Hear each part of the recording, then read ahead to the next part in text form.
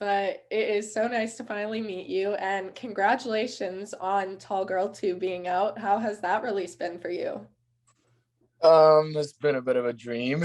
It's my first movie. It was my first official screening, and all the fans are just loving Tommy. And I'm excited. And it's I'm from Dominican Republic, so every time anybody makes anything happen from that country, everyone goes wild.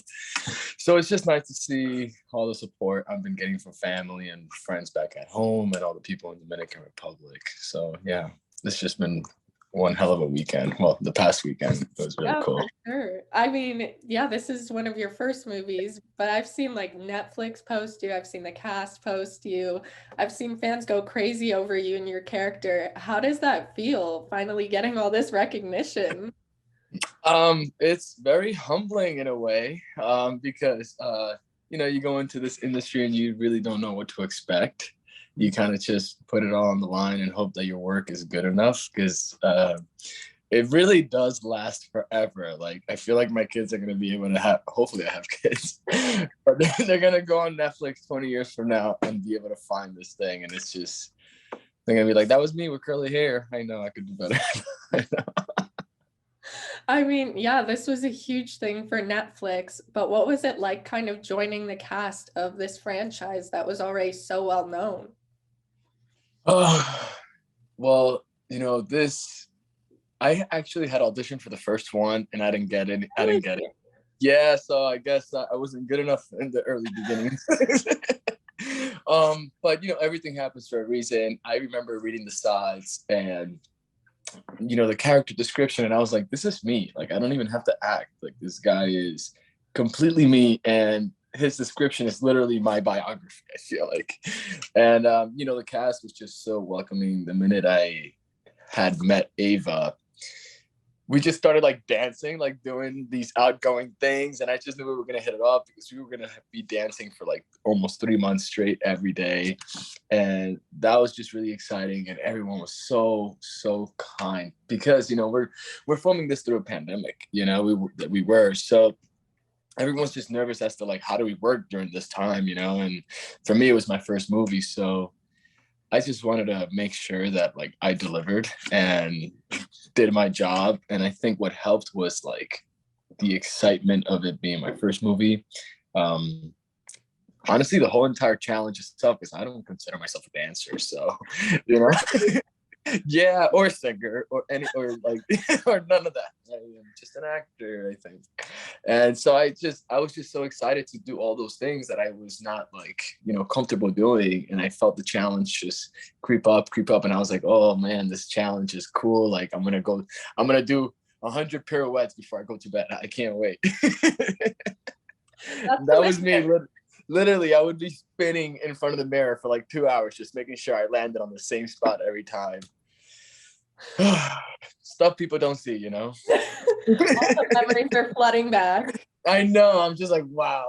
But I mean, what do you hope that viewers take from this film? Oh, well, the message itself, overcoming self-doubt. The message it sends, I think, is very beautiful. And this is a film where they start to meet someone like Tommy, who's very mature, who can see both sides of the story, someone that has been self-doubting himself, but also overcame his obstacles and is comfortable in his own skin now, or one day hopes to be, but he's, which is very cool. Like, I really enjoyed playing a mature character, and I hope people take away the maturity that he brings to the table and just more of an understanding perspectives, because it's not fun when you feel like the whole world is against you, and ultimately sometimes it's not the world, it's just you in your head. For sure. You play Tommy throughout this movie. I'm wondering, is there anything that you learned from him, either bringing him to life or just playing him? um Honestly, Tommy is a character that it just I was lucky enough to have the director ask me details about my personal life and what I can bring to the table to tell the story. And him like being overweight and stuff like that, those are details from my personal life that I was able to bring to the screen. And once Sam Wilson, writer, he approved it, the director approved it, Netflix approved my story. I felt like one with the character. Like I was like, this is just me. So I started honestly like learning so much about myself. And well, he taught me how to dance, Tommy. So Now you got a new talent. I got a new talent now. So it was just amazing. Like I've dabbled in stuff on stage and theater growing up, and those were things like back then I never thought that they were feasible. You know, me being an actor here talking to you right now, I didn't think it was possible. But look, I'm here with Gracie. We're here. We're here. No, I mean, was it kind of hard opening up on that level? I mean, you based a character off of yourself. What was that like? Oh, it was definitely hard to communicate on that level because I didn't want to. I wanted it to be. I wanted it to like. I didn't want to disclose that it was me. You know. Yeah. Because I was being very vulnerable, and I just, Yeah. you know, I wanted to make sure that I kept the truth in my heart, have it simmer, project that through the screen when I'm telling the story, opposed to it being like, oh, this is about me, you know. Like I'm happy that I feel like I do my craft very well when I don't have to try and remember lines, you know. I can just flow and tell my story, you know. Mm-hmm. And it felt really nice. I mean, Emily, the director, she was this is her first studio film, but honestly, I'm very impressed. I've worked in TV, and Emily is she's a very supportive director. You know, she allows you to go whichever way we can go. We try to do the cheesy route, the normal route, and then the dramatic route and all that stuff. So that way we have options. And, you know, it's almost like she allows you to use all your muscles. And that was it's very cool to me because as an actor, you work on those daily, or at least I do, or try to do, I don't know, you know? And it was just very nice, you know, being able to collaborate on Tommy. Like that was really cool. Collaborating on my first movie with Netflix. What? Yeah, I mean, was that on your bucket list?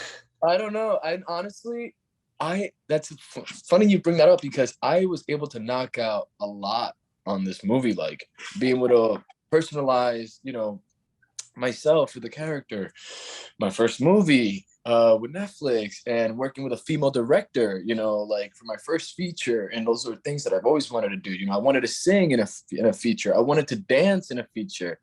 I wanted to act in a feature, you know? So it was just like, man, I got to experience the whole 9 yards in just the most amazing way.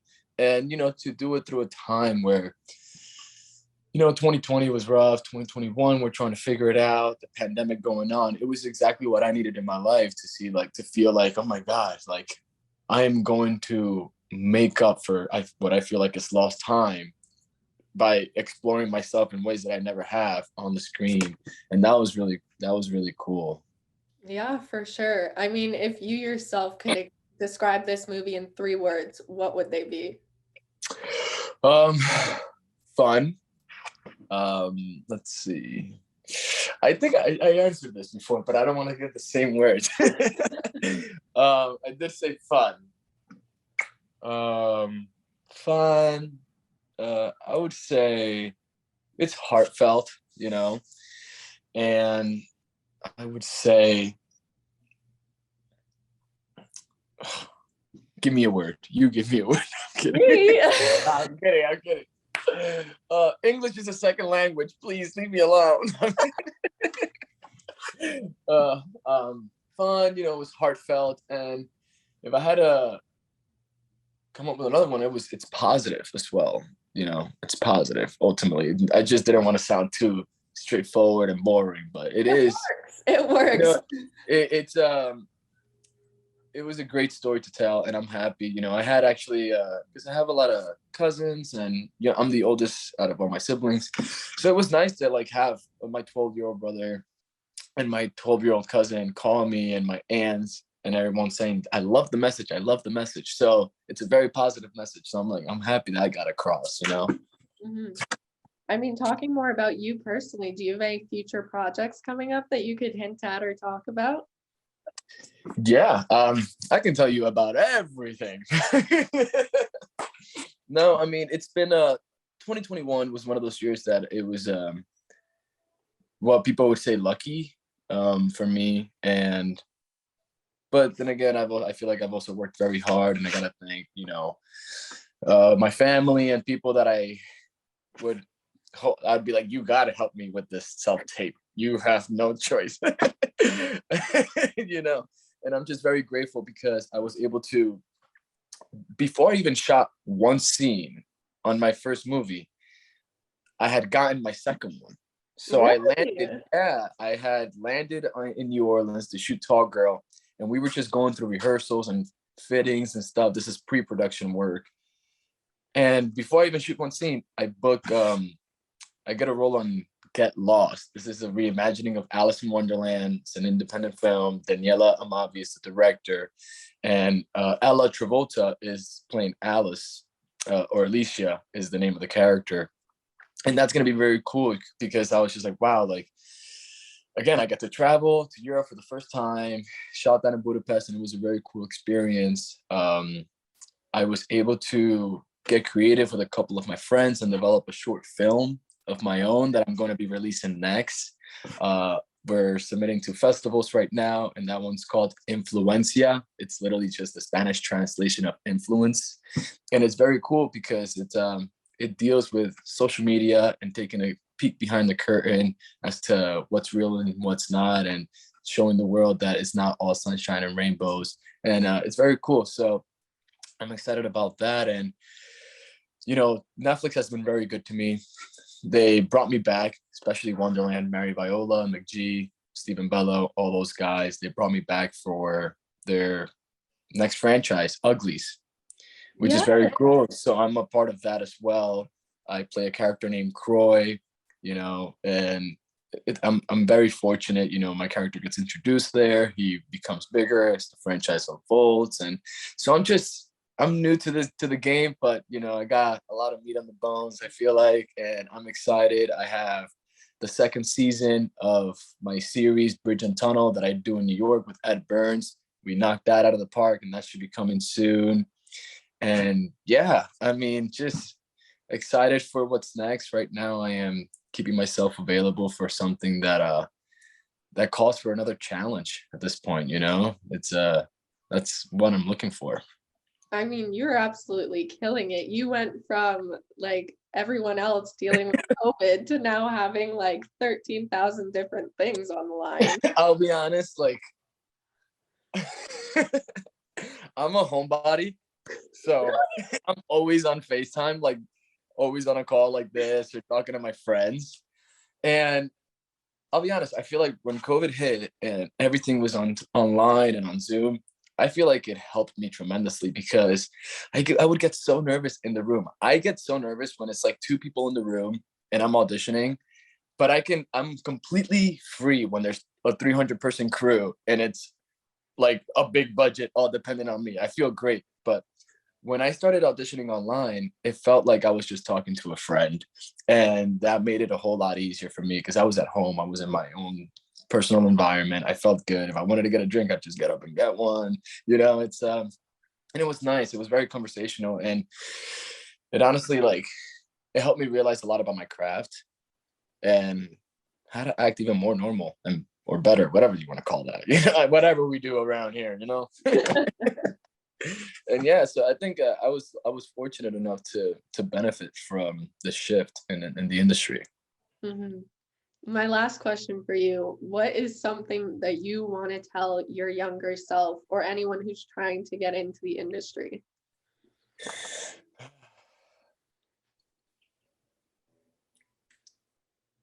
I thought about this because I was having like a self-reflecting moment the other day, and I was like, wow.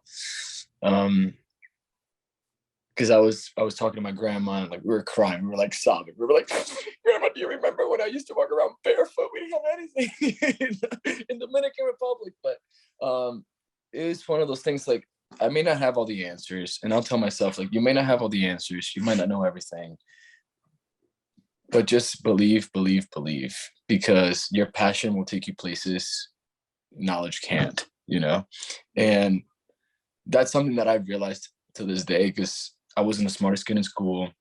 You know, I wasn't an angel because I was trying to get by. I didn't speak the language, so I would always get in trouble or into fights because I would get bullied and try to stand up for myself, and it felt like the world was against me. But for some reason, I had this burning passion of something. I didn't know what it was. I just knew I needed to do something. And I feel like that driving force overcame all the obstacles, and it put me in situations where I was able to learn. So for my younger self, it's just, or anybody trying to get into acting, just believe in yourself and just dive all in, believe in yourself. That's all I can tell you. You don't have to know everything. You don't need a good plan. You don't need a bad plan. You just need a lot of belief and passion. Yeah, 100%. But That's what happened with me. I didn't know what I was doing. It just happened. yeah, but thank you so much for doing this interview. It was so great to talk to you. Yeah, this is fun.